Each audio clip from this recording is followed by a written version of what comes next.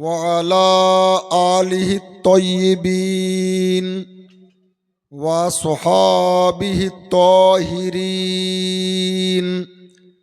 وعلى أبي حنيفة وأحبابه أجمعين.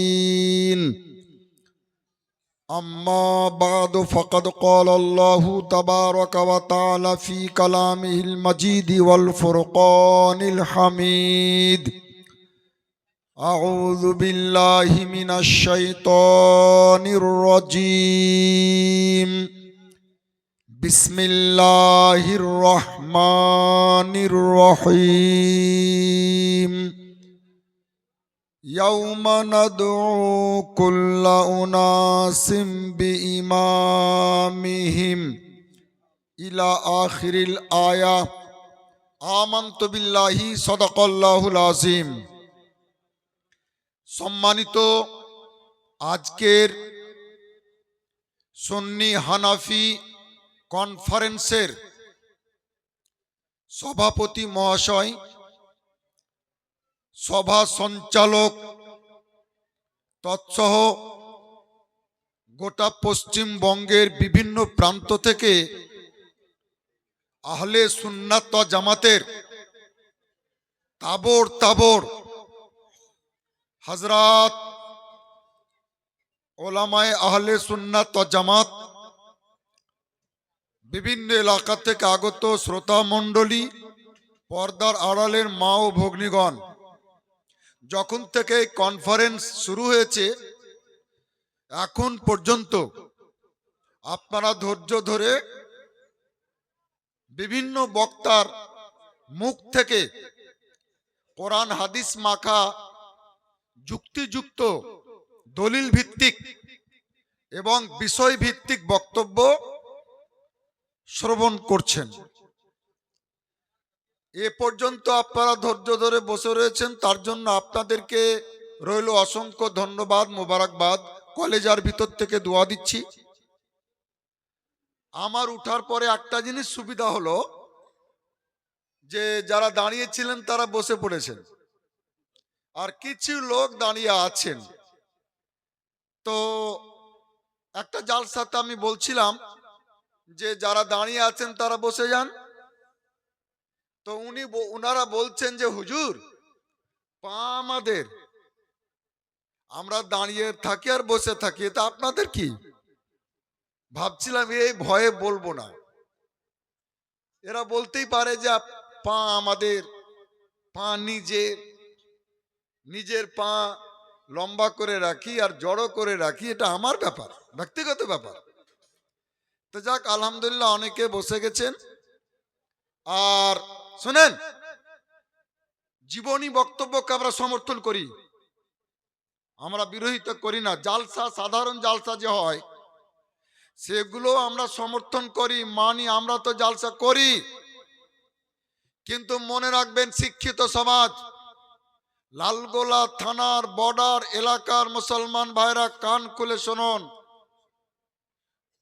সত্যি যদি এই রকম সম্মেলনের বক্তব্য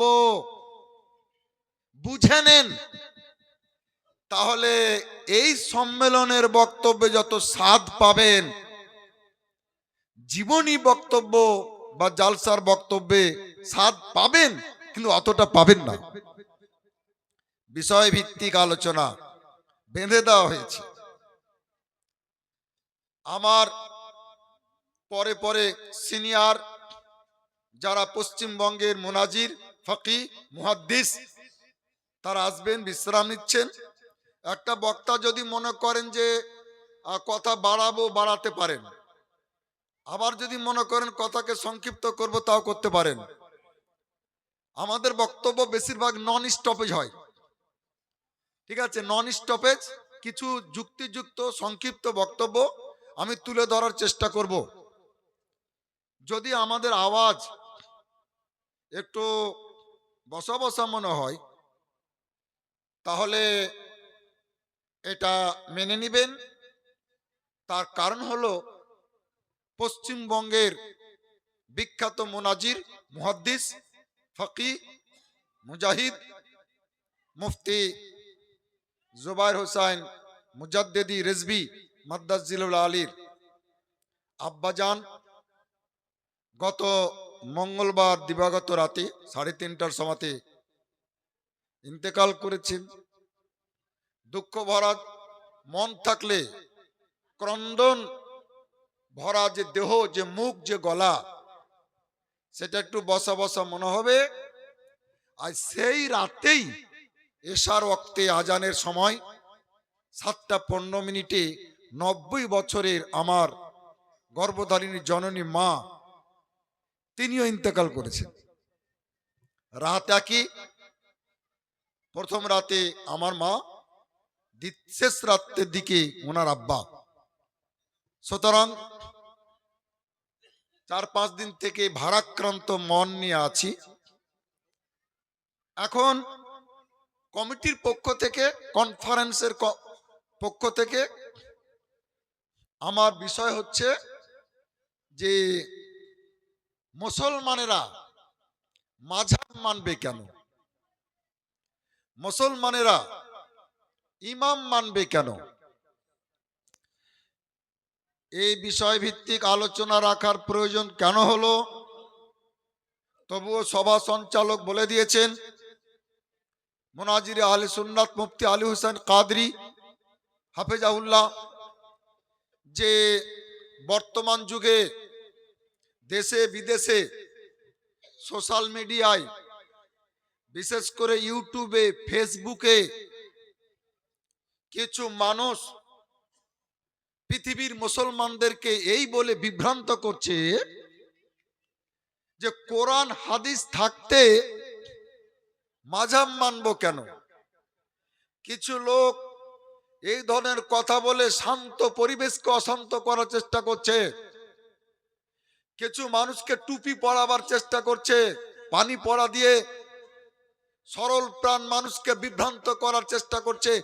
গ্রামে গ্রামে, শহরে শহরে ফিতনা ফাসাদ সৃষ্টি করছে যে কোরআন আছে, হাদিস আছে, আল্লাহ আছেন, আল্লাহ রসুল আছেন, তাহলে আমরা ইমাম মানবো কেন, মাযহাব মানবো কেন? তো কেনতে জিজ্ঞাসা চিহ্ন দেওয়া আছে।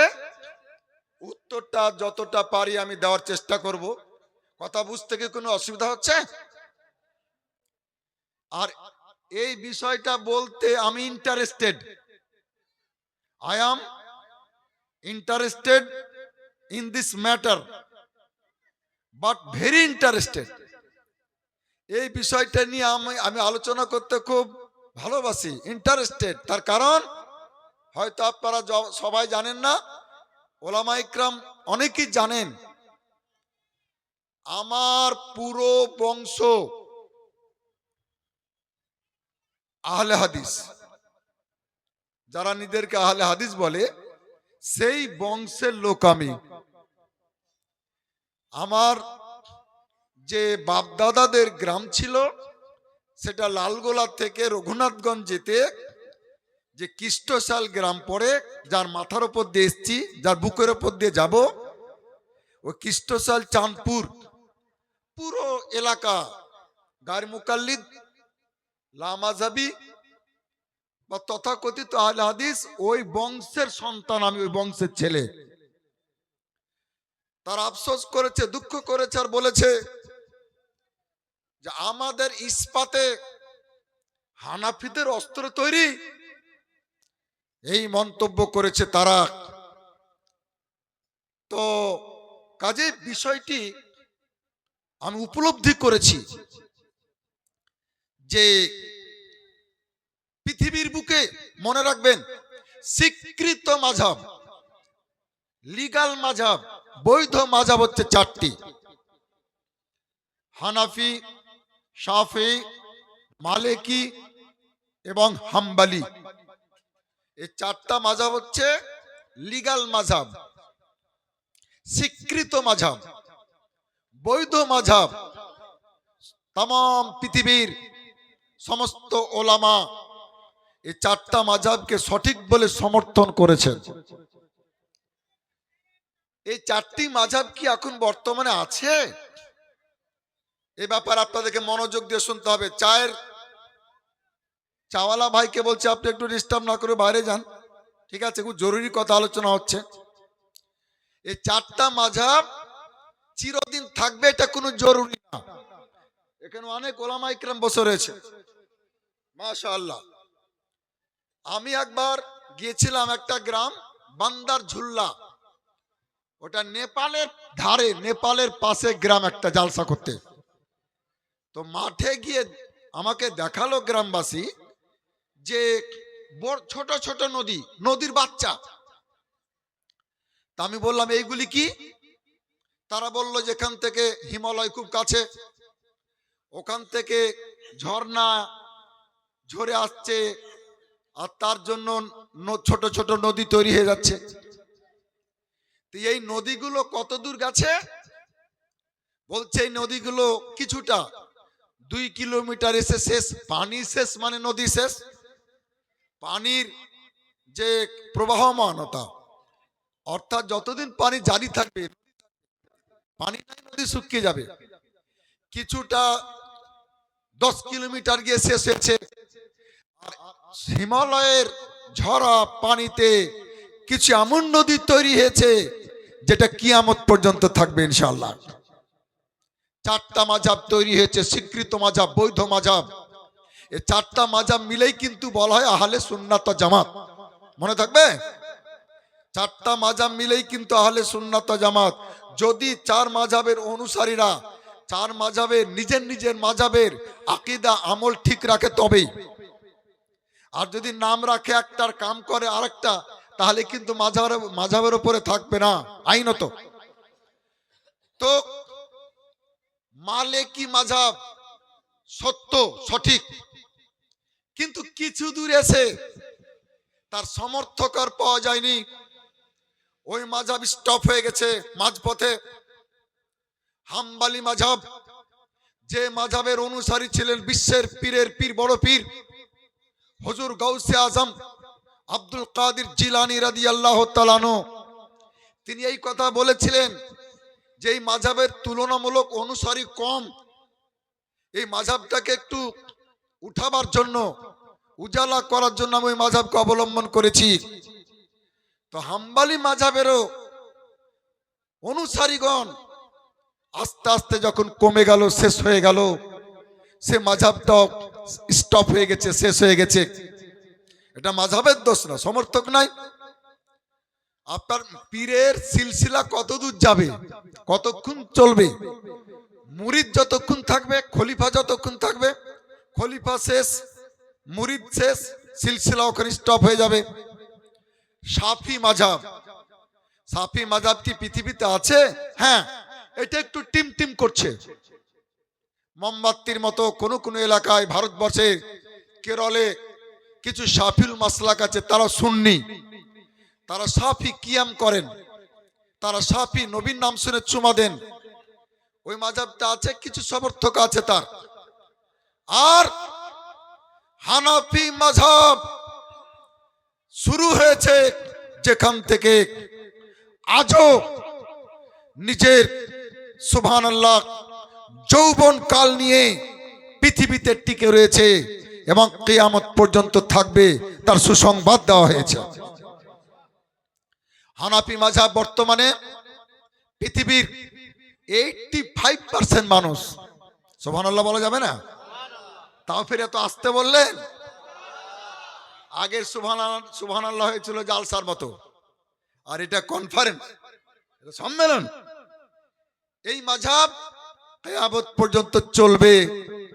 এই মাযহাবটা হচ্ছে মাযহাবুল আউলিয়া, আউলিয়াদের মাযহাব। তো মাযহাব সম্বন্ধে যাদের ধারণা নাই, তারা বলছে মাযহাব মানবো কেন, ইমাম মানবো কেন? শোনেন মুসলমান ভাইরা, যুবকেরা শোনো, ফেসবুকের ফেক কথাতে ঈমান হারা হবে না, আকীদা হারা হবে না। নিজের মাযহাবকে ত্যাগ করিও না, করিও না, করিও না। ফেসবুকে অনেক ফেক কথাও প্রচার করা হয়, এরা জানেন আপনারা। ইমাম মানবো কেন আমরা, মাযহাব মানবো কেন? একটা ছোট্ট সাধারণ কথা বলি, যে প্রত্যেকটা মুসলমানের গ্রামে মসজিদে একটা করে ইমাম থাকে, থাকে না? আপনাদের গ্রামে ইমাম নাই? আরে এই ইমামকে যদি কোনো সমাজের লোক বলে যে মানবো না, তো গ্রামের লোক ওকে সমাজে রাখবে? বলেন, ওকে মোড়লেরা সর্দারেরা জুতাবে যে ইমাম মানবি না তো তোর জানাজা পড়াবে কে বে? তোর বিটির বিয়ে পড়াবে কে? আকিকার পশু হালাল করবে কে? কুরবানির পশু হালাল করবে কে?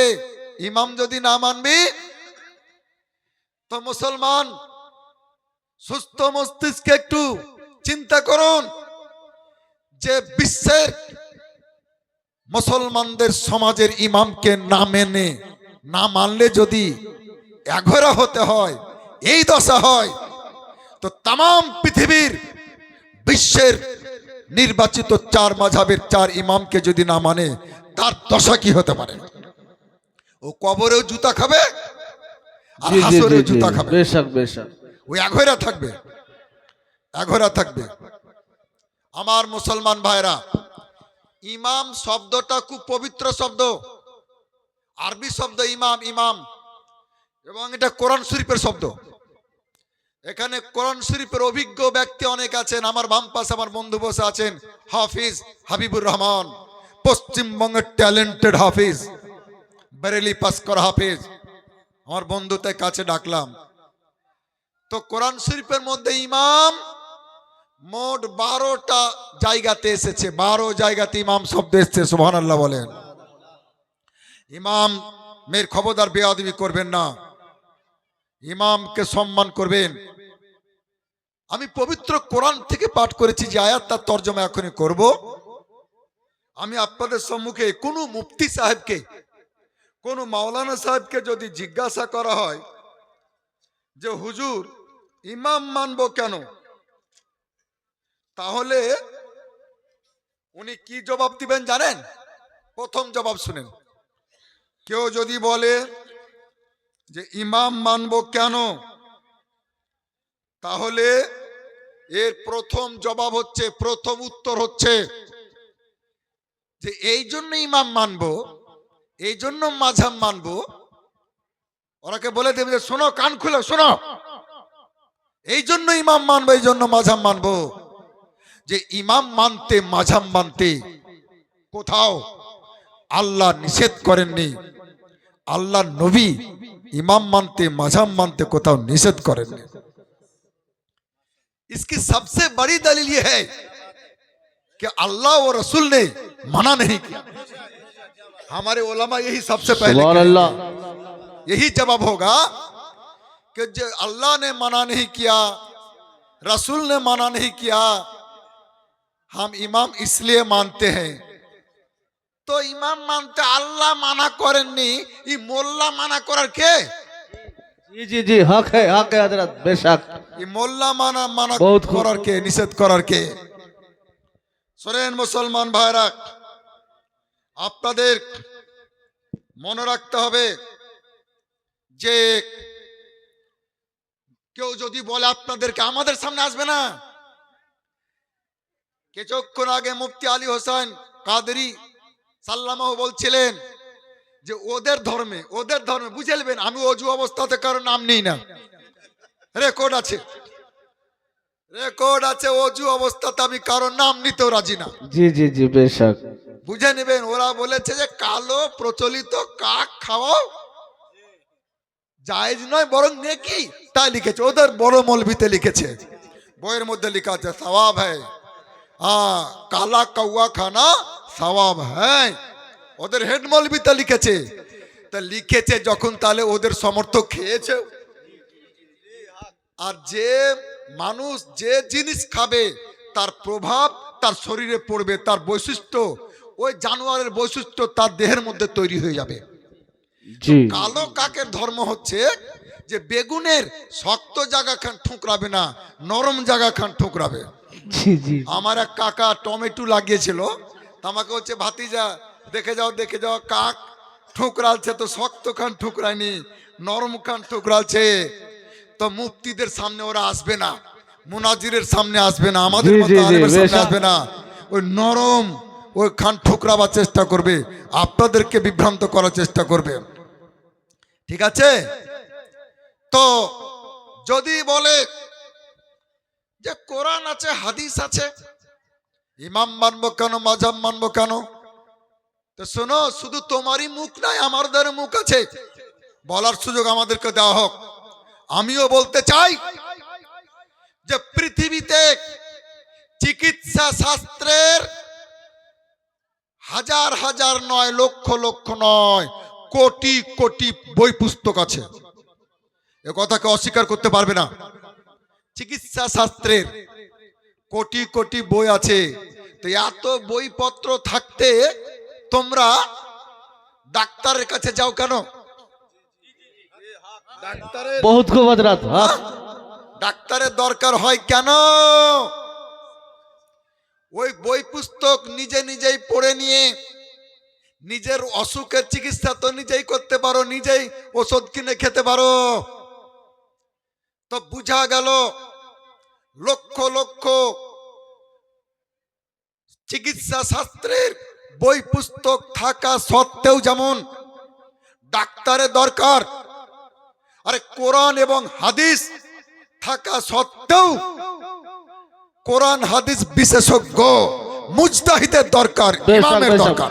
नाराए तकबीर नाराए तकबीर नारे रिसालत मसला के आला हजरत फकीह बंगल नाराए तकबीर बेशक তরুণেরা শোনো, যুবকেরা শোনো, মুসলমানেরা শোনেন, কেউ যদি বলে কোরআন আমাদের জন্য যথেষ্ট, হাদিস যথেষ্ট, আবার ইমাম কেন মানবো, মাযহাব কেন মানতে হবে? ওদেরকে বলে দিবেন যে শোনো, ভারতবর্ষের কথাই বলছি, আইনের শত শত নয়, হাজার হাজার বই পুস্তক আছে ভারতীয় আইনের। আমি একবার লালবাগ গিয়েছিলাম একটা উকিলের কাছে, তো তার ঘরে দেখছি বাপ রে বাপ, এত কিতাব, এত বইপত্র। উকিলের ঘরে গিয়ে দেখবেন, লয়ারের ঘরে দেখবেন, অ্যাডভোকেটের ঘরে দেখবেন। তো যারা বলছে যে কোরআন থাকতে, হাদিস থাকতে ইমাম কেন মানতে হবে, মাযহাব কেন মানতে হবে, তাদেরকে বলে দিবেন যে তাহলে আইনের বই পুস্তক যেখানে আছে সেখানে উকিল ধরার দরকারটা কি, অ্যাডভোকেট ধরার দরকারটা কি? ওই বইগালা নিজে নিজে পড়ে নিজে নিজেই তো কেসে মুকদ্দমাতে লড়াই করতে পারো কোর্টে গিয়ে, কিন্তু না, হাজার হাজার লক্ষ লক্ষ আইন শাস্ত্রের বই পুস্তক থাকা সত্ত্বেও যেমন উকিলের প্রয়োজন, যেমন অ্যাডভোকেটের প্রয়োজন, তদ্রূপ কোরআন এবং হাদিস থাকা সত্ত্বেও এই কোরআন হাদিস বিশেষজ্ঞ ইমামের দরকার, মুজতাহিদের দরকার মুসলমানদের। আমার মুসলমান ভাইরা, পৃথিবীতে মুসলমান কম বেশি 200 কোটি। এখন শোনেন ভালো করে, নীল গগনের নিচে জমিনের বুকে বিশ্বের মানচিত্রে কম বেশি 194টি ছোট বড় দেশ, গোটা পৃথিবীতে কম বেশি 200 কোটি মুসলমান। 200 কোটি মুসলমান ইমাম কেন মানতে হবে? ইমাম যে মানতে হবে কথা পবিত্র কোরআনে লেখা আছে, মুজতাহিদকে মানতে হবে কথা পবিত্র কোরআনে লেখা আছে। তো 200 কোটি মুসলমানের মধ্যে সমস্ত মুসলমান দুই ভাগে বিভক্ত, দুই রকমের মুসলমান হয়, দুই শ্রেণীর মুসলমান হয়। কারা কারা দুই শ্রেণীর, কারা কারা হয়? আল্লাহ পাক পবিত্র কোরআনে বলছেন, কুল হাল ইয়াস্তাবি আল্লাযীনা ইয়ালামুনা ওয়াল্লাযীনা লা ইয়ালামুন। হে আমার প্রিয় নবী, আপনি বলে দিন আমার বান্দাদেরকে, আপনার উম্মতদেরকে, যে শিক্ষিত আর অশিক্ষিত কি সমান হতে পারে? এটা ইস্তেফামে ইনকারি, অর্থাৎ হতে পারে না। শিক্ষিত আর অশিক্ষিত সমান হতে পারে না, এক হতে পারে না। এতে বোঝা গেল, ঠিক আছে কোরআন এবং হাদিস শিক্ষিতদের জন্য যদি যথেষ্ট হয়, তো যারা নিজেদেরকে আহলে হাদিস বলে দাবি করো, যারা গায়ের মুকাল্লিদ, যারা লামাঝাবি, তোমরা জবাব দাও। তোমরা তো বকলমে যারা লেখাপড়া জানে না, সাধারণ লোক, অশিক্ষিত, তাদেরকে তো তোমরা জাহান্নামে ভরার ব্যবস্থা করছো। ওরা তো শিক্ষিত নয়। কোরআন বলছে 2 শ্রেণীর মুসলমান হবে। তাহলে তারা কি করবে? যারা কোরআন বুঝে না, হাদিস বুঝে না, তারা কি আমল করবে না? তারা কি নামাজ পড়বে না? তারা কি রোজা রাখবে না? রাখবে কেমনে? মুসলমান বুঝা গেল যে শিক্ষিত লোকেরা আলাদা, অশিক্ষিত লোকেরা আলাদা। আল্লাহ পাক একটা নিয়ম বলে দিচ্ছেন, অশিক্ষিত লোকেরা কি করবে শুনেন। আল্লাহ পাক পবিত্র কোরআনে বলছেন, হাফিজ সাহেবকে দেখে আমি খুব খুশি। আয়াত কত নম্বরে কোন সূরাতে আছে সব ওনার জানা আছে, আমাদেরও জানা আছে, বলে দিব। আল্লাহ পাক বলছেন যে ফাসআলু আহলা যিকরি ইন কুনতুম লা তা'লামুন। আল্লাহ পাক শিক্ষা দিচ্ছেন, ও আমার বান্দারা, যারা লেখাপড়া করনি, যারা অশিক্ষিত, যাদের জ্ঞান নাই, যারা জানো না, তোমরা ওই ফারাজিদের কথা শুনে, নামাজাবিদের কথা শুনে, গান মুকাল্লিদের কথা শুনে, তথাকথিত আহলে হাদিসদের কথা শুনে চিন্তা করিও না, টেনশন করিও না, দুঃখ করিও না, টেনশন করিও না। তোমরা জ্ঞানীদেরকে জিজ্ঞাসা করো আর আমল করো। আল্লাহ পাক বলছেন ফাসআলু আহলা যিকরি ইন কুনতুম লা তা'লামুন। যা তোমরা জানো না, আহলে ইলমদের কাছে, জ্ঞানীদের কাছে জিজ্ঞাসা করে নাও। আমার মুসলমান ভাইরা, এই কনফারেন্স করার প্রয়োজন কেন হলো? তথাকথিত যারা আহলে হাদিস, এদের মৌলবীরা, এদের সাধারণ লোকের তেমন কোনো দোষ নাই, কিন্তু এরা পেছন পেছন পেছন চলে। কি বলে জানেন? হামারো হামারো হামারো হামারো। এর একটা ছোট্ট 3 কথার গল্প আছে। আমাদের জঙ্গিপুরে ঈদের 2 দিন আগে দলের দল রাজমিস্ত্রি আসছে বিদেশ থেকে। তো যার বাবা আসছে সে ছুটেছে বাপকে দেখে, আব্বা এলো, আব্বা এলো, আব্বা এলো।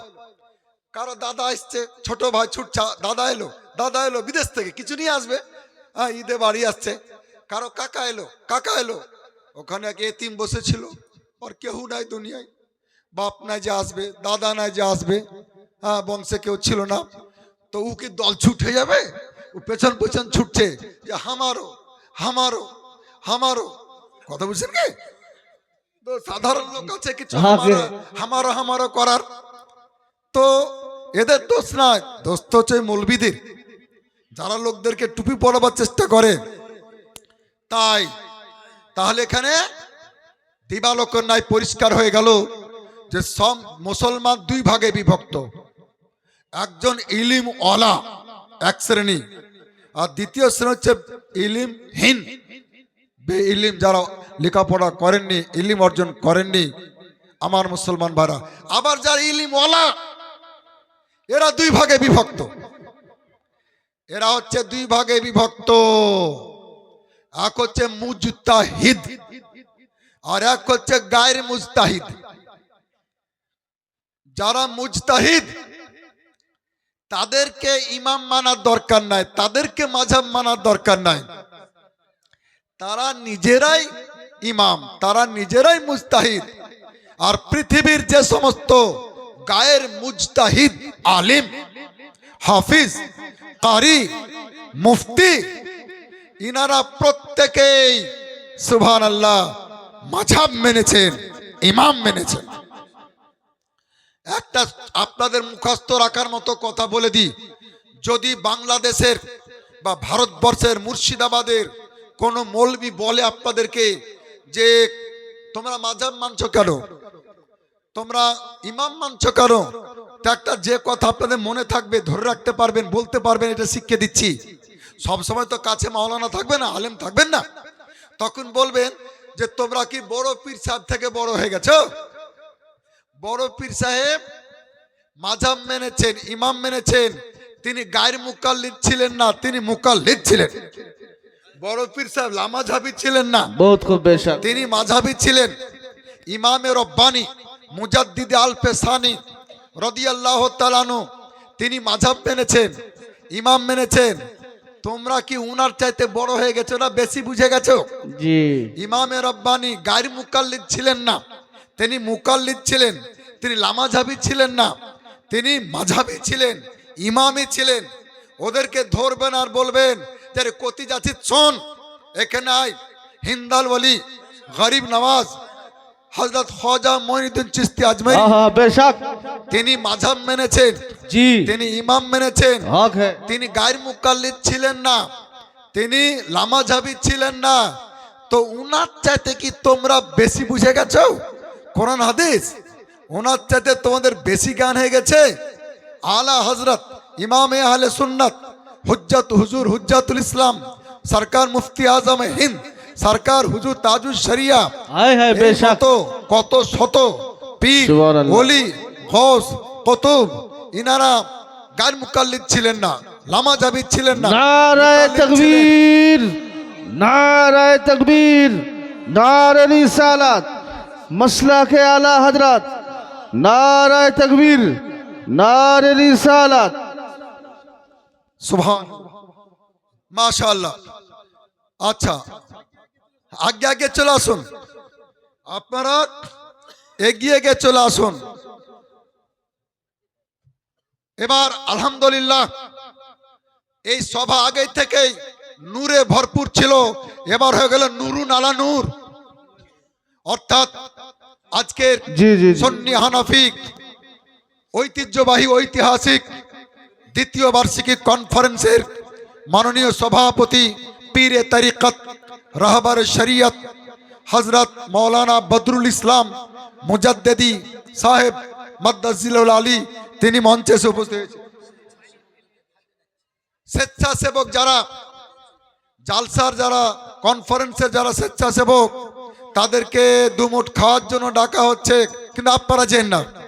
আমি জি। খুব অল্প সময় নিয়ে আছি, বুঝতে পারছেন। আমরা এখন 15-র মধ্যে পড়ছি, মানে বুড়া হয়নি, 60-র পরে বুড়ো বলছে। এখন 55 বছর বয়স চলছে। তাছাড়া দুয়া নেওয়ার জন্য এসেছি আমরা। আর দু চারটি কথা বলি যে তারা আপনাদেরকে ধোঁকা দেওয়ার জন্য উদ্দেশ্য প্রণোদিত ভাবে একটা কথা বলবে যে প্রিয় নবীর 1,24,000 কম বেশি সাহাবা ইকরাম, বিশ্ব নবীর শিষ্যগণ, তারা মাঝাব মানেননি কেন, তারা ইমাম মানেননি কেন, তারা বলবে। তাদের তো ইমাম ছিল না, তাদের তো মাঝাব ছিল না। একেই বলে যে সঠিক কথা বলেও কখনো কখনো মানুষকে ধোঁকা দেয়। जी जी हक है তার একটা ছোট্ট উদাহরণ আমি ওই টাউনে দেখতে পাই, বিভিন্ন জায়গায় দেখতে পাই, লেখা আছে 2 মিনিটে ছবি তোলা হয়। না, 2 মিনিটে তোলা হয়ে যেতে পারে, কিন্তু দেওয়া হবে না। হ্যাঁ, ওই তুলতে ক্যামেরাতে 2 মিনিট লাগতে পারে, जी কিন্তু আপনার যেতে, বসতে, অপেক্ষা করতে, তুলতে আর বের করতে, কাটতে কমপক্ষে 20 মিনিট লেগে যাবে। जी जी এরকম কিছু চমক লাগা কথা আছে। শোনেন, মুনাজারাতে কেন আসে না মুফতি আলী হোসেন কাদরি পরিষ্কার করে দিয়েছে। বহুদিন থেকে মনে করেন বসে আছি, হ্যাঁ, যে মুনাজারা হয় না কেন, মুখ সুরসুর করছে। जी বিশ্বাস করেন, কথা বলার জন্য বেশক, বহুদিন বেশক, থেকে সুবহান। হয়নি। হয়েছে একটা মুনাজারা হওয়ার দরকার ছিল, ভাবছিলাম পাকুড়ে হবে, হ্যাঁ, তো ওখানে বাপ আসেনি, বাচ্চাকে পাঠিয়েছে। जी जी হ্যাঁ, বাপও খুব চালাক, যে ঘুরমুড়ি তোর ওপরই পড়ুক, তোর ওপর দিয়ে যাক মুসিবত, আমরা দূরেই থাকি। তো মুনাজার আর হলো না। তো শুনেন, 1,24,000 বিশ্ব নবীর শিষ্য যারা সরাসরি দয়ার নবী মুস্তাফাকে দেখেছেন, তাদেরকে মাঝাব মানতেই হবে না। তাদের মাঝাব মানার দরকার ছিল না, তাদের জন্য ইমাম মানার দরকার ছিল না। এই যে 4 ইমাম, এইরকম এই ধরনের ইমাম মাঝাব তাদের দরকার ছিল না। এই মাথা মোটা দল, হুঁসমুটারা বুঝে না কেন দরকার ছিল না। শোনো জগৎবাসী, ভারতবাসী, বাংলাদেশবাসী, শোনো, দরিয়ার ধারে যাদের জমি, সমুদ্রের ধারে যাদের জমি, তাদেরকে ওখানে পানি দেওয়ার জন্য আলাদা স্যালো বসাতে হয় না, ডিপ বসাতে হয় না, দমকল ফিট করতে হয় না। একটা দুন লাগিয়ে, আমাদের জঙ্গিপুরে দুন বলতো, লম্বা টিনের কালো তৈরি করা বেঁকা পানি তোলা, দরিয়ার পানি দিয়েই তারা জমি চাষবাস করে নেবে, সমুদ্রের পানি থেকে চাষবাস করে নেবে। দরিয়ার ধারেই যাদের জমি, তাদের পাইপের দরকার হবে না, লম্বা বড় লম্বা পাইপের দরকার হবে না। বালতিতে করে বা আর কোনো বাসন দিয়ে পানি তুলে জমিতে দিয়ে দিবে। এই কথা যদি মাথায় ঢুকে থাকে তো মুসলমান হৃদয়ে সেভ করে নিন যে সাহাবায়ে কেরামের জন্য ইমামের দরকার ছিল না কেন, মাযহাবের দরকার ছিল না কেন? তারা তাদের ইমানের জমি, তাদের ইমানের ভূমি ছিল রহমতের দরিয়া, দয়ার নবীর পাশেই ছিল। তাদের সরাসরি কোনো প্রয়োজন হলে ইমানের কথা, আকীদার কথা, আমলের কথা দয়ার নবীকে সরাসরি তারা জিজ্ঞাসা করে নিতেন। সুবহানাল্লাহ বলবেন না? কথা বুঝতে কি অসুবিধা হচ্ছে? তাদের দরকার নাই। হ্যাঁ, দরিয়া সমুদ্রের বহু দূরে যাদের জমি বা যারা বসবাস করে, ইন্দারা খনন করার, কুয়া খনন করার, শ্যালো পোঁতার, ডিপ পোঁতার তাদের প্রয়োজন রয়েছে। তাই বিশ্ব নবীর পর্দা নেওয়ার পর, ইন্তেকাল করার পরে, সাহাবায়ে কেরামের যুগ পার হওয়ার পরে, আল্লাহ আল্লাহ তাবিঈনদের যুগে তাবেঈ ইমামে আজম আবু হানিফা রাদিয়াল্লাহু তাআলা আনহুর পবিত্র যুগ থেকে মাযহাব মানার প্রয়োজন হলো, ইমাম মানার প্রয়োজন হলো। আরো একটা কথা আপনাদেরকে বলে দিই, তাহলে আরো পরিষ্কার হয়ে যাবে। মাটির ভিতরকার যে অক্সিজেন বা পানি বা রস গাছের প্রত্যেকটা পাতাতে, প্রত্যেকটা ডালে যায়। এটা তো গাছের ভিতর দিয়েই যায়। আর মাটির, গাছের বা বৃক্ষের যে জড়, যে শিকড়, সে পানি নেয়, রস সংগ্রহ করে বেঁচে থাকার জন্য।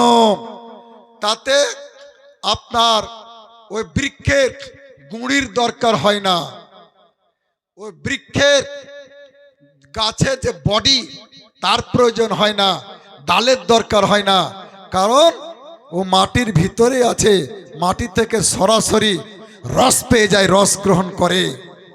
আর পাতা আর ফুল ফল ডাল এরা গুঁড়ির, বৃক্ষের গুঁড়ি আর দেহের ওসিলাতে মাধ্যমে তারা রস পায়, পানি পায় আর বেঁচে থাকে।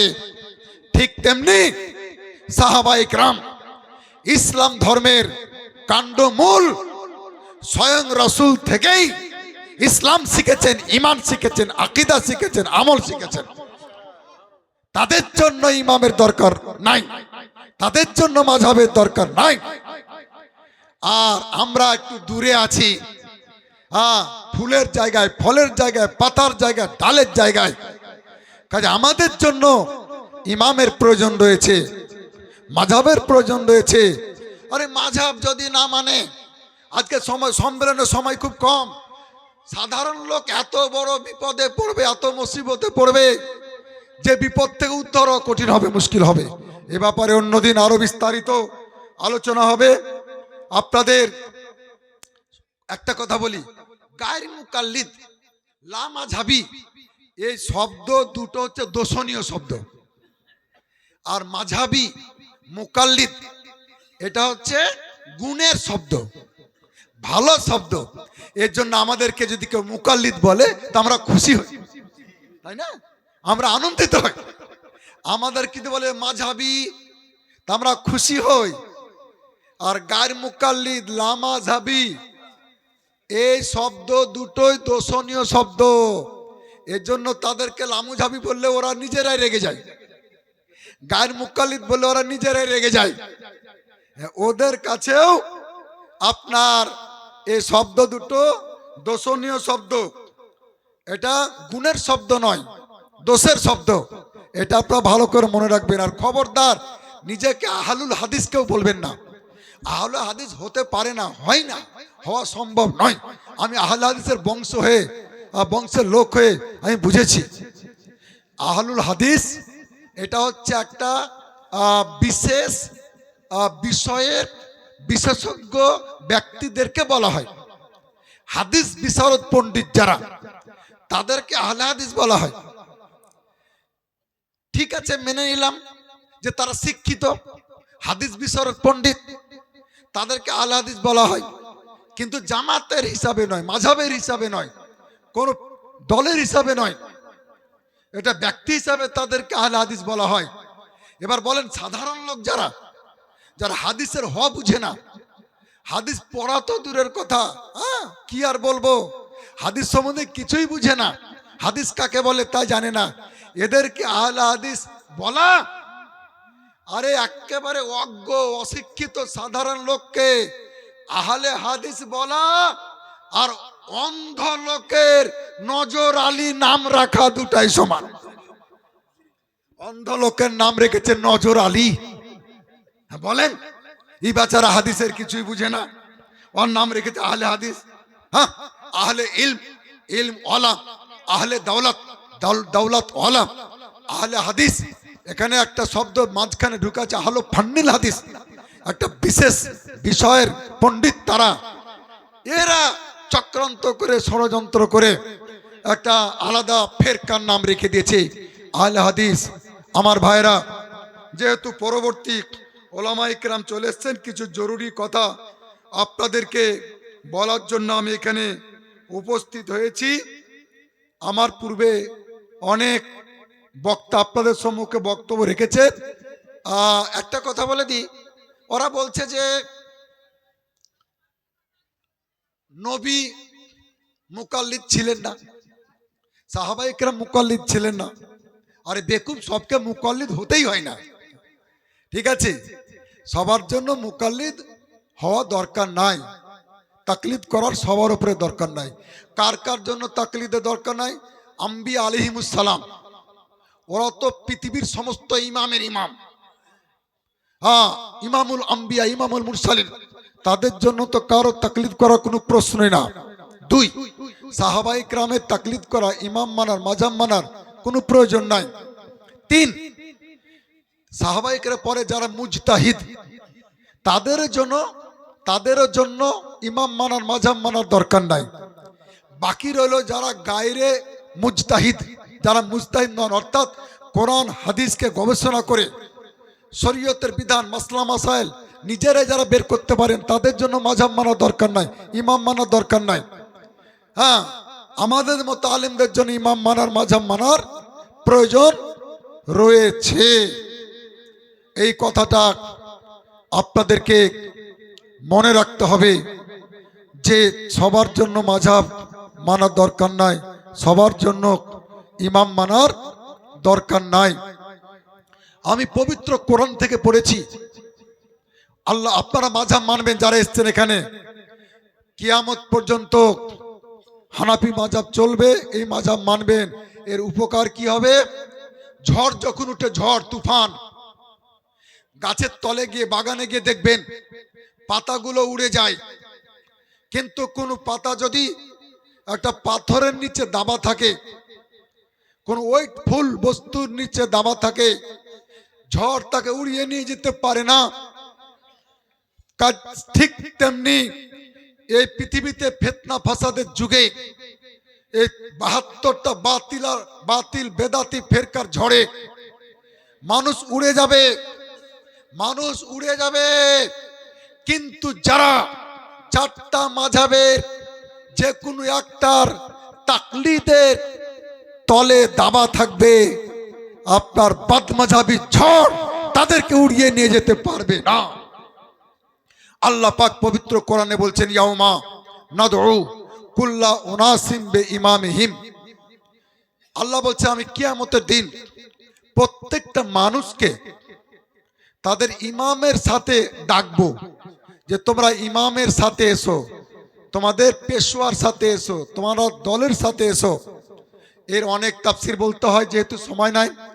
বিশ্ববিখ্যাত কোরআনের তাফসির, তাফসিরের রুহুল বায়ানের মধ্যে এই আয়াতের ব্যাখ্যায় একটি তাফসির করা হয়েছে, আও মুকদ্দামুন ফিদ্দিন। নারায়ে তাকবীর, নারায়ে তাকবীর, আল্লাহু আকবার, নারে রিসালাত, ইয়া রাসূলুল্লাহ, মাসলাকে আলা হযরত, জিন্দাবাদ, মুনাজির আহলে সুন্নাত, জিন্দাবাদ, মুফতি জুবাইর হোসেন সাহেব, জিন্দাবাদ, নারায়ে তাকবীর। আল্লাহু আকবার। বাস, তো ওই তাফসিরে ফায়ুকালু ইয়া হানাফি ইয়া শাফি, কিয়ামতের দিন নিজের নিজের ইমামের সাথে ডাকা হবে। তাফসিরে লেখা আছে, ওগো হানাফি মাযহাবের অনুসারীরা, তোমরা নিজের ইমামের সাথে আমার কাছে এসো। ওগো শাফি মাযহাবের অনুসারীরা, তোমরা আমার কাছে এসো। এবার বলেন, যাদের ইমাম থাকবে না, গুরু থাকবে না, তাদের দশা কি হবে? তাদের দশা কি হবে? এ ব্যাপারে বিশ্ববিখ্যাত আল্লাহর ওলি হযরতে বায়েজিদ বোস্তামি রাদিয়াল্লাহু তাআলা বলেছেন, মাল্লা শাইখা লাহু ফাশাইখু শাইখু শয়তান, মাল্লা উস্তাজ লাহু ফাউস্তাজু শয়তান। যার গুরু থাকবে না, যার পেশওয়া থাকবে না, যার ইমাম থাকবে না, তার ইমাম হবে ইবলিস শয়তান, তার গুরু হবে ইবলিস শয়তান। কাজেই আমরা ইমাম মানব, মাযহাব মানব, এটাই সিরাতে মুস্তাকিম, এটাই সঠিক পথ। আল্লাহ তাআলা যেন আমাদের সকলকে আহলে সুন্নাত ওয়াল জামাতের উপরে কায়েম রাখেন, মাসলাকে আলা হযরত মোতাবিক চলার বলার তৌফিক দান করেন। আর আমি হানাফি হতে পেরেছি, আমি ধন্য, আমার জীবন ধন্য, আমার জাতি ধন্য, আমার দেশ ধন্য, আরে পৃথিবীর মাটি ধন্য, যে পৃথিবীর 85% মুসলমান হানাফি মাযহাবের অনুসারী। ওয়ামা আলাইনা ইল্লাল বালাগুল মুবিন। ওয়া আখিরু দাওয়ানা।